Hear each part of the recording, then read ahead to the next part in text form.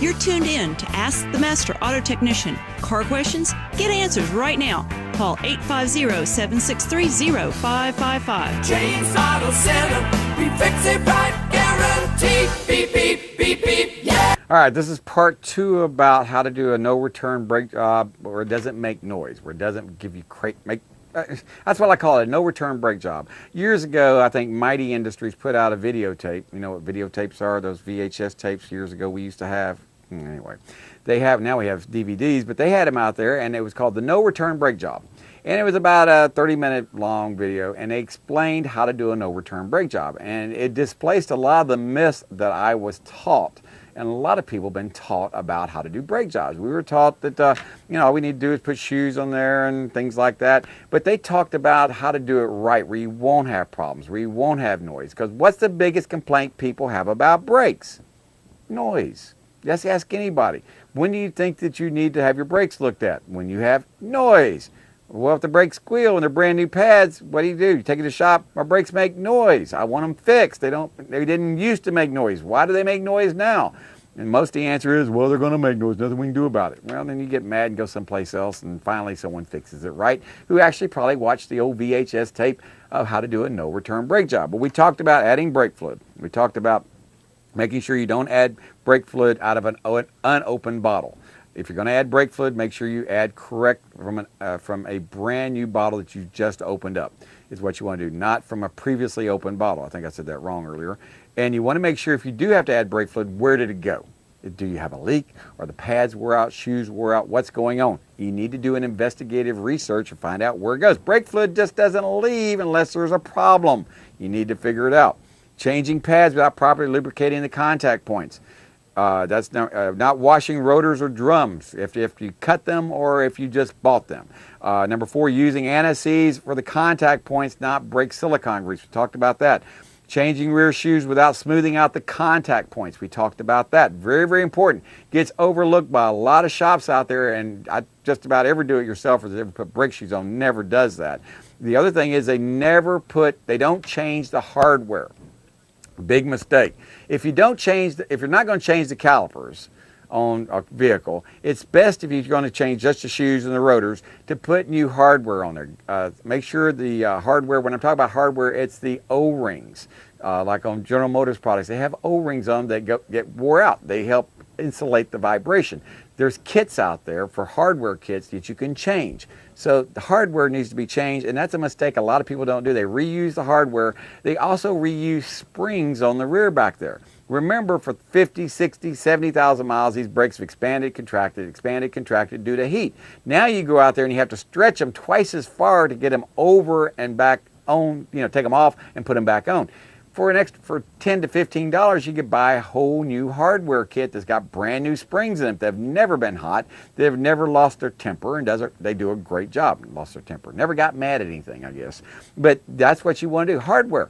Do it right, or don't do it. That's a big thing. Change your hardware. That's a mistake people don't do. I think number 7 here, or 6 right here, inspecting brakes, and when you knock the brake dust out. Big mistake. My shop did it last week on my own truck.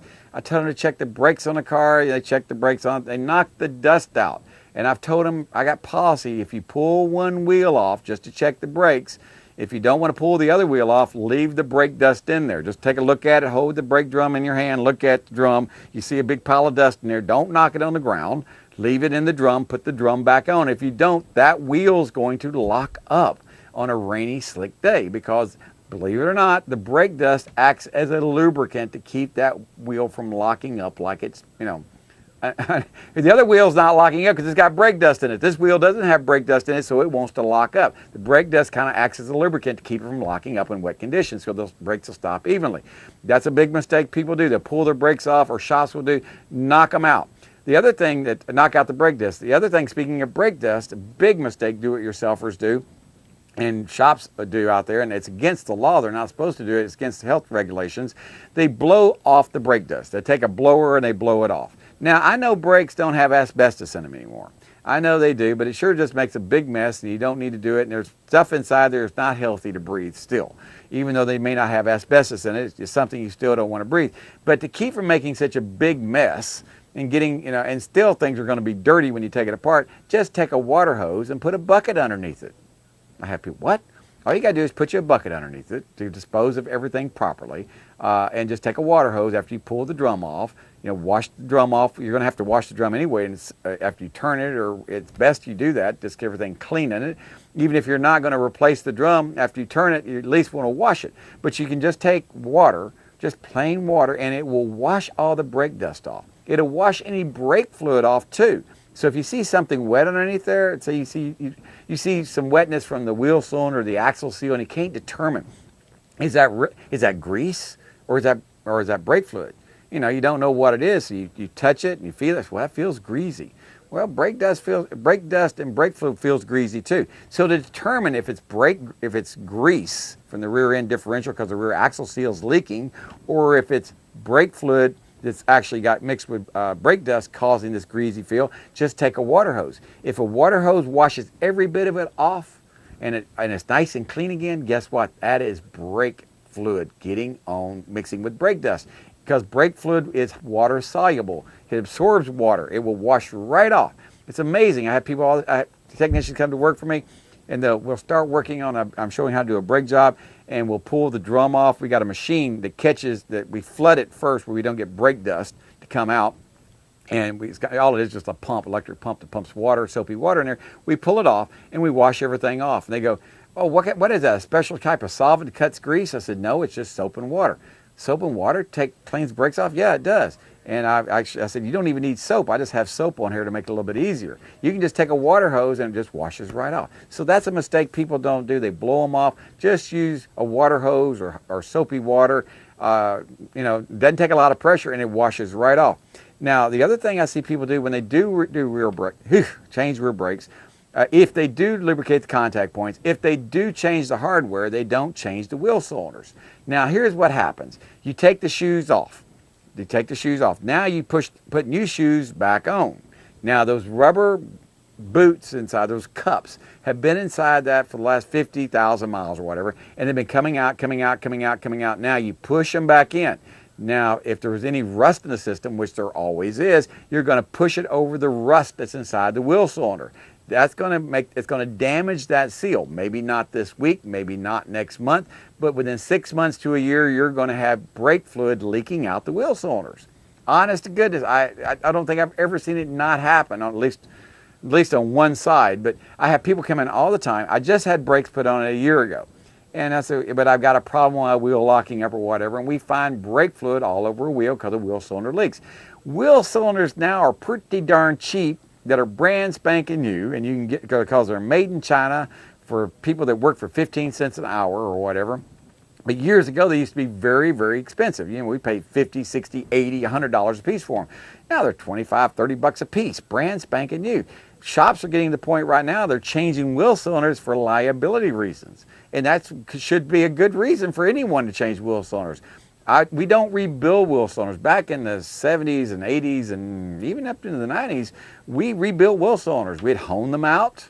We'd look inside of them. We'd hone them all out, use the old spring, but put new cups in it, clean off the pistons themselves, that little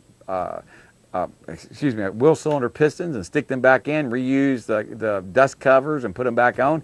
But what ended up happening was they stood a chance of leaking because there was rust pitted inside there, or maybe we didn't hone it out good enough, because all we did was just kind of show it up, just put just enough to clean some of the rust out, and that's the best you could do with it. Years ago, we spent a lot of time honing them out, and I bought many brake hone stone to clean, and if you did it wrong, you pulled out too far, they broke. So it was a lot of work back then. It's much cheaper now, labor-wise. Instead of paying someone a half an hour to an hour to rebuild one, just replace them. It's much safer. Your brakes will last longer. Your first brake job on your rear, normally you can go 2 to 1. For every front brake job, you can get 2 out of the back. And so you'll put 2 brakes on for every 1 on the back. So every 50,000 miles you put brakes on, your rear brakes may go 100,000 miles before you have to do something with them, especially if they're drum brakes. They're getting away with that on disc brakes now. A lot of times disc brakes on front and disc brakes on back wear out at the same speed due to the fact that the rear brake pads are much thinner than the front pads. They are. They're twice as thick, the front ones are, as the back ones. They really are. I mean, the front pads are sometimes almost 3/8 of an inch thick, whereas the rear pads are only maybe 4/16, not a whole lot, 1/4 of an inch. That's about it. There's a big difference on the thickness of the pads. 70% of your stopping is done by the front brakes. This is approximate. 30% on the back. That's an approximate. Some cars are more, some cars are less, depending on the make, model, year. But that's where most of your stopping is done, on your front brakes. So in the past, you could, if you had drum brakes on the back, about every 50,000 miles or whatever, you'd end up doing front brakes, and then your back brakes would be good to about the second front brake job, and that's how they got changed. And then a lot of people, all they wanted to do was just change the shoes and turn the drums, and they didn't change the wheel cylinders, they didn't change the springs, and then they wonder why they have problems. And they have to do the job over again. So they didn't save any money. They just thought they saved money. They got noise, they got vibration, they got a dangerous condition. If the wheel cylinders leaked and got on the shoes, causing the car not to stop right. And remember, if a rear wheel locks up, it's not good. That's why when you get when you have a rear tire blowout on a vehicle, they tell you not to hit the brakes because it can cause the wheel to lock up and you can understeer.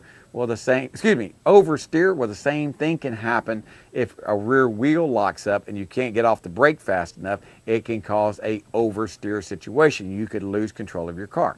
That's why you always put the best tires on the back, not the front. And that's another show. We'll talk more about that later. I talked about blowing brake dust off. Don't do that. Clean them with soap and water or just a water hose. And I talked about replacing wheel cylinders. Now, I think the last thing, number 10 on here, is to keep from having problems on brakes. To keep from having problems with brakes, they should be inspected yearly. And and when I mean inspected yearly, check the thickness of them, make sure that there's no uneven wear. In some cases, if you see where rust is starting to form on the contact points, remove the caliper and actually lubricate the contact points and the pads where they're making contact. Two things will happen. It'll quiet it down, and the pads will last longer because they won't be sticking. Because when you see that little rust forming on there, for you do-it-yourselfers out there, if you've ever looked at a caliper and the pads, and you see where on the contact points, you'll see little places of rust. That's where they've been vibrating, and they're actually causing it to stick. They want it to, so to keep it from sticking and to keep it from vibrating, you need to make sure that you put the contact points with silicone brake grease. That'll do a real good job. But also every 2 years, every 30,000 miles, change your brake fluid. I've got customers out there in fleets that we do that every 2 years, and they get 100,000 miles out of their brakes. Yeah, they pay a little bit more every couple of years to get their brake fluid changed, but it's well worth the money. Hey, this is James Morris. That was Do's and Don'ts, of this show right here on brakes. So if you have a car question, we'll be back after the news. So give us a call at 850-763-0555, and we'll talk about anything you want to talk about. We'll be right back. James Auto Center, we fix it right, guaranteed. Beep, beep, beep, beep, yeah.